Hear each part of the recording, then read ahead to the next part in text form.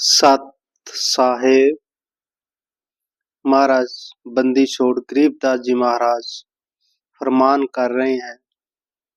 गरीब राम कहा तो क्या हुआ, उर में नहीं यकीन, चोर मुझसे घर लूट ही 5-25 महाराज गरीबदास जी फरमान कर रहे हैं कि अगर तुम दिखावे का सिमरन कर रहे हो, दिखावे की लोगों को दिखाने के लिए माला फेर रही हो, परंतु तुमको पूर्ण विश्वास नहीं है, तो महाराज कहते हैं कुछ भी हासिल होने वाला नहीं है।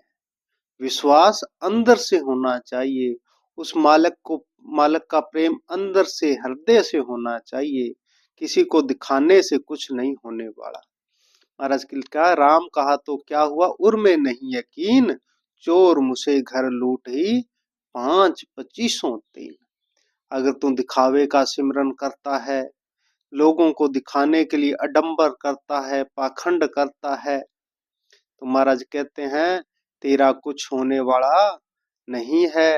तेरे को तो चोर लूटेंगे। चोर कौन कौन से चोर महाराज ने बताए हैं। जो 5 इंद्रियां है, 5 ज्ञान इंद्रियां है, 5 कर्म इंद्रियां है और मन, इनको अपनी उंगलियों पे नचा के तेरा जो है हानि कराता है। पर जो महाराज ने 5 मूल जो चोर बताए हैं, वो अपने 5 तत्व हैं। 5 तत्वों के 5 गुण है। जैसे आकाश का गुण जो है शब्द है। हम कई बार जो हिरण होता है ना, हिरण शब्द की आवाज सुनता है और शब्द की आवाज सुन के एक संगीतमयी हिरण का शिकार करने वाले बजाते हैं और उसका राग सुन के, उसका संगीत सुन के हिरण उसके जाल में फंस जाता है। ऐसे ही इंसान होता है, उसको कोई न कोई ऐसा संगीत प्यारा लगता है, या कोई ऐसी बात अच्छी लगती है, या चुगली निंदा जिसको अच्छी सुहाती है। ये चोर है महाराज कहते हैं। ये आकाश का गुण है। फिर वायु का गुण है स्पर्श, और महाराज ने इसकी उदाहरण दी, कईयों को स्पर्श प्यारा है। जैसे जो हाथी होता है ना, जब हाथनी उसके स्पर्श करती है तो उसके अंदर काम वासना तेज हो जाती है और वो उसके पीछे दौड़ पड़ता है। और जो हाथी पकड़ने वाले हैं, उन्होंने बीच में टोया बनाया होता है, उसमें गिर जाता है। फिर वो उसको मारते हैं, कूटते हैं और कुछ समय बाद हाथी जो है उनके सारे पे नाचने लग जाता है। महाराज कहते हैं कि ये अवगुण भी तेरे अंदर है। जो सुनने का है वो भी तेरे अंदर है, स्पर्श का अवगुण भी तेरे अंदर है। फिर महाराज कहते हैं कि अग्नि का जो गुण है वो है रूप।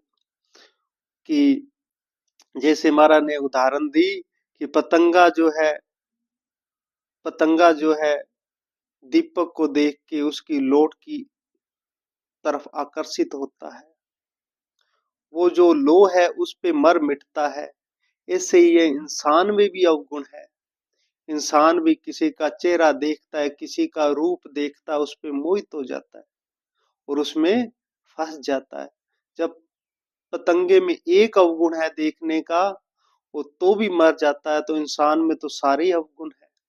फिर महाराज कहते हैं जल का जो गुण है वो रस है, और रस किसी को कोई अच्छी चीज लगती है और वो उसमें फंस जाता है। जैसे मच्छी है, मच्छी खाने के लिए जो मच्छी पकड़ने वाले हैं, जो कांटा होता है उसमें खाती है और फंस जाती है। ऐसे इंसान में भी अवगुण है, ये भी फंस जाता है। कुछ खा पी के इसको अच्छा लगता है और उसमें खाता पीता है, उसमें बर्बाद हो जाता है। इसी तरह पृथ्वी का जो गुण है वो सुगंध है, और सुगंध हमें सेंट की या कुछ और की अच्छी लगती है। ऐसे जो भंवरा होता है वो भी सुगंध के चक्कर में आके फूल में फंस के मर जाता है। तो महाराज कहते हैं हाथी में, पतंगे में, हिरण में, भंवरे में तो एक एक अवगुण थे, और उस एक एक अवगुण ने महाराज ने कहा कि उनका जीवन नष्ट कर दिया, उनको मौत के काल में सुमा दिया। हे इंसान, तेरे अंदर तो पांचों हैं। तेरे अंदर सुनने का गुण भी है, रस का गुण भी है, स्पर्श का गुण भी है, सूंघने का गुण भी है, देखने का गुण भी है। तेरे अंदर तो ये पांचों गुण है, तो तू कैसे इस काल के जम जाल से बचेगा? तू तो फंसा फसाया है। फिर महाराज कहते हैं जैसे एक गुण है देखने का, इसके आगे पांच और है। पांच, एक तत्व की आगे पांच प्रकृतियां हैं, तो पांच की पांच पांच के हिसाब से 25 होगी। फिर महाराज कहते हैं अब तू देख ले भाई, इनके अंदर तो एक अवगुण था, वो एक अवगुण के कारण ही मर गए, तो तेरे अंदर तो 5 और 25, हिसाब लगा ले तेरा क्या हाल होगा। इससे बचना है तो दिखावे का जो राम राम है वो छोड़ दे, और उस कुल मालक से, उस पूर्ण परमात्मा से सच्चे हृदय से प्यार कर, तभी तेरा कुछ हो सकता है। फिर महाराज ने कहा गरीब, एक राम कहते राम है, जिनके दिल है एक, बाहर भीतर रम रहा, पूर्ण ब्रह्म अलेख। फिर महाराज ने कहा कि हमारे जिन्होंने पूर्ण विश्वास के साथ में उस प्रभु को समर्पित जो हो गए, उस सतगुरु को समर्पित हो गए, उस बंदी छोड़ को समर्पित हो गए, उनके लिए तो राम है एक। सभी में उनको अपने ईश्वर की, अपने सतगुरु की, अपने राम की झलक दिखाई देगी। महाराज कहते हैं राम कहते राम है, जिनके दिल है एक, जिन्होंने पूर्ण समर्पण से अपने पतिव्रत धर्म से उस ईश्वर को समर्पण कर दिया, उनके लिए तो राम है एक। और जिनको विश्वास नहीं है उनके लिए राम है अनेकों। वो जगह जगह अलग अलग रूप में अलग अलग को देखते हैं, उनको विश्वास ही है नहीं। और जो हमारा सनातन का मूल बीज है, मूल तत्व है, वो अद्वैत भाव, दो नहीं है। जब तक दो की दृष्टि है इंसान, तब तक तू मोक्ष का अधिकारी नहीं होता। हमारा गरीबदास जी आगे बाणी में कहेंगे, कहते हैं दो कहे सो दोज की पकड़ा जाए दरबार। जो जो कहता है दो है परमात्मा, वो तो निरा पापी है, और वो जमों के द्वार में जाएगा, वहां पर जम उसको ठीक करेंगे। इसलिए ये सब है विश्वास। जिसको अपने एक ईश्वर पर विश्वास है, उनका एक बार राम कहा भी कबूल हो जाएगा, नहीं तो नहीं। फिर महाराज कहते हैं गरीब, राम नाम निज सार है, मूल मंत्र मन माही, पिंड भ्रमण से रहित है जननी जाया नाही। फिर महाराज ने पहले भी कहा ना, बाहर भीतर रम रहा पूर्ण ब्रह्म लेख। वो एक राम है, वो ही अंदर है, वो ही भीतर है। जैसे रामानंद जी ने कहा था, दो ठोर है एक तू, भया एक से दो, गरीबदास हमकार ने उतरे हो मगजो। दो ठोर, ऊपर भी तू है, सामने भी तू है, अंदर समाधि लगाता हूं तभी तुम ही हो। तो सब के अंदर वो एक परमात्मा की ही सत्ता विद्यमान है। उस परमात्मा के बिना तो इस ब्रह्मांड का कोई एक कण भी नहीं है। फिर महाराज कहते हैं पिंड भ्रमण से रहित है जननी जाया नहीं। जो हर एक कण में विद्यमान है, जो इस सृष्टि का मूल है, इस सृष्टि को बनाने वाला परमेश्वर है, क्या उसको कोई जन्म दे सकता है? किसी में इतनी पावर है? नहीं। वो परमात्मा स्वयंभू है, वो अजन्मा है, वो माता पिता के गर्भ से रहित है, जो मूल आदि कारण है। फिर महाराज कहते हैं गरीब, राम रटत नहीं ढील कर, हरदम नाम उचार, अमी महारस पीजिए यो तत बारंबार। कि हे इंसान, राम का जाप करते हुए उस परमात्मा का सिमरण करते हुए तू ढील मत कर, कोई बहाने मत बना। ये सुबह मंदिर जाएंगे, सुबह कुटिया जाएंगे, जब भी हो जहां भी हो तू राम राम कर। राम राम करने से तेरा उद्धार होगा, और कोई रास्ता नहीं है। और जो ये अमृत रूपी परमात्मा की रहमत बरस रही है, नाम में, भजन में, समाधि में जब हम जाते हैं तो एक अमृत बरस रहा है। और जो उस अमृत में नहा लेता है वो तो उसको ही पता है, उसको ही पता लग सकता है कि वो चीज क्या है, समझाने से नहीं समझ सकती। फिर महाराज आगे कहते हैं, अगर तू राम नाम नहीं जपेगा और तू दिखावा करता रहेगा तो तेरा दिखावा मंजूर नहीं होगा। फिर महाराज ने कितनी बड़ी बात लिखी, कहते हैं, गरीब कोट गौ जे दान दे, कोट यज्ञ जो नार, कोट कूप तीरथ खने, मिटे नहीं जम मार। महाराज कहते हैं कि कुछ कहते हैं इस दुनियावी धन के लालच में भी हम अपने धन के जोर से, अपने माया के जोर से, अपने अमीरी के दम पे उस मालक को पालेंगे। तो वो क्या कहते हैं कि हम क्या करेंगे, हम करोड़ों गौएं दान दे सकते हैं, करोड़ों गौएं दान दे देंगे तो मालक हमारे बस में हो जाएगा। ऐसा होगा नहीं।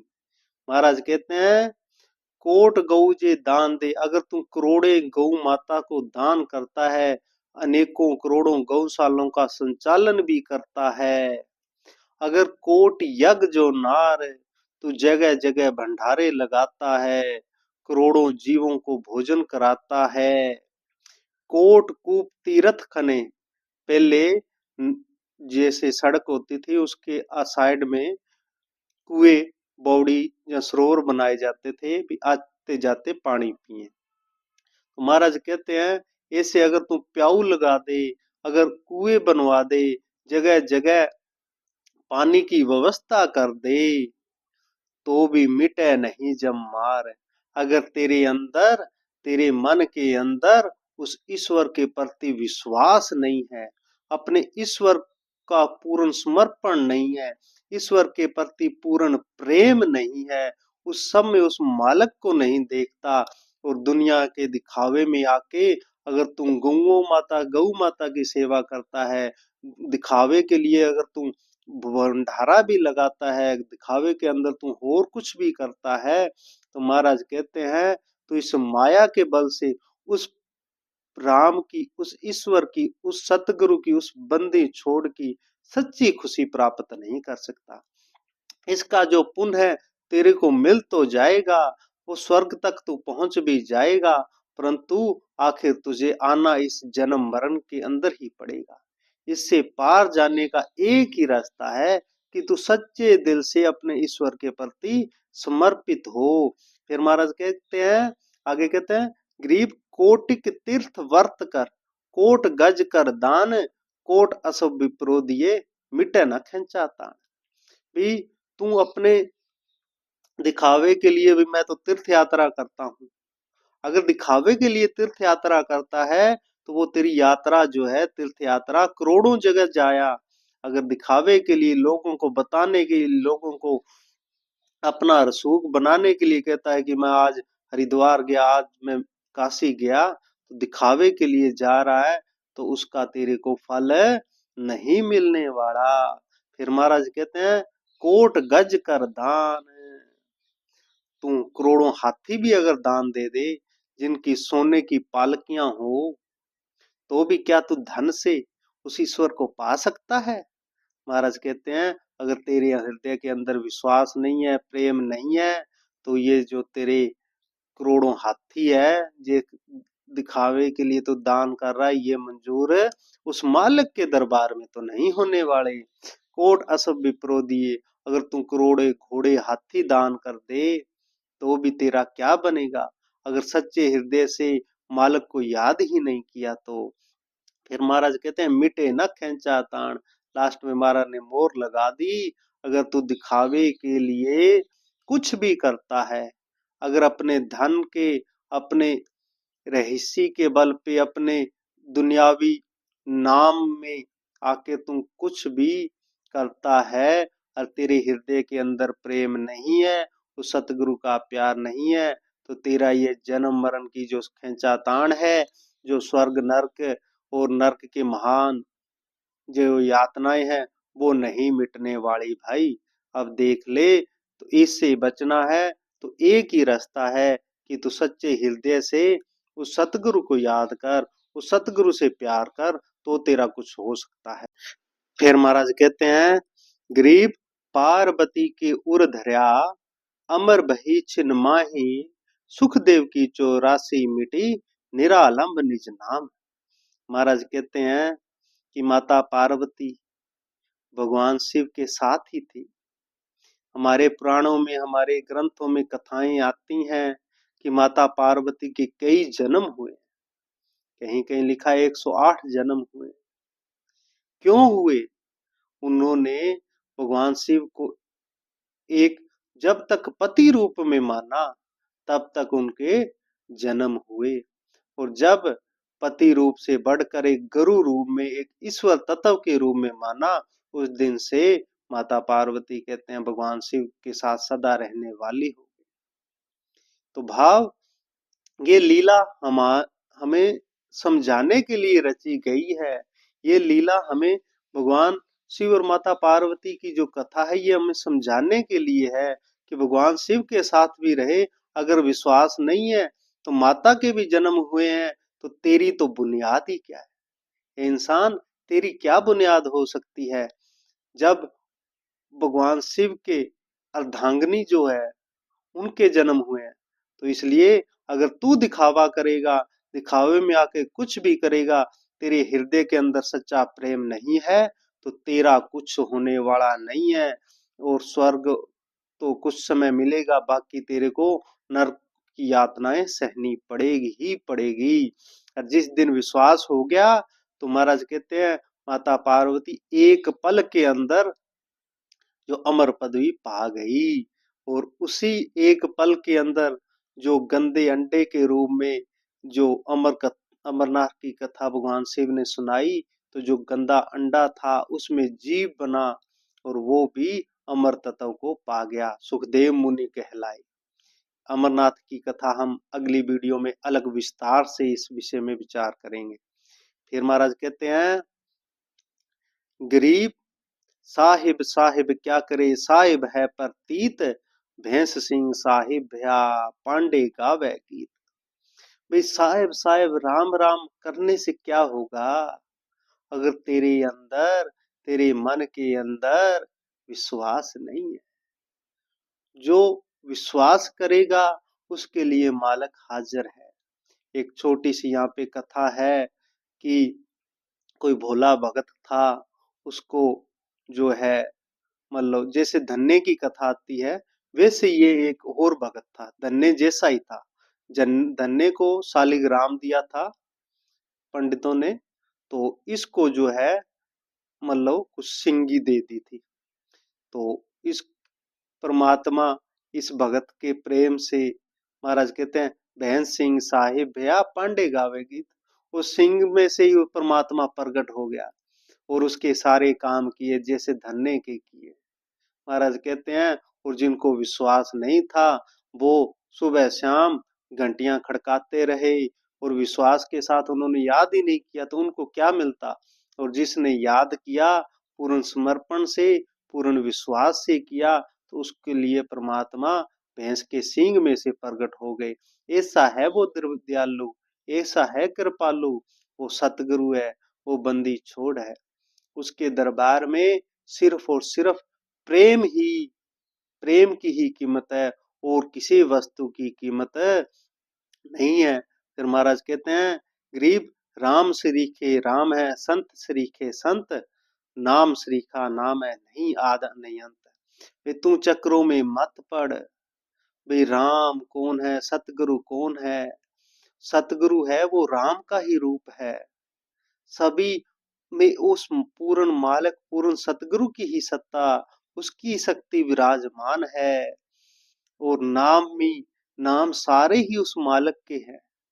और तो एक यात्रा है, एक शब्द से नी शब्द की यात्रा है।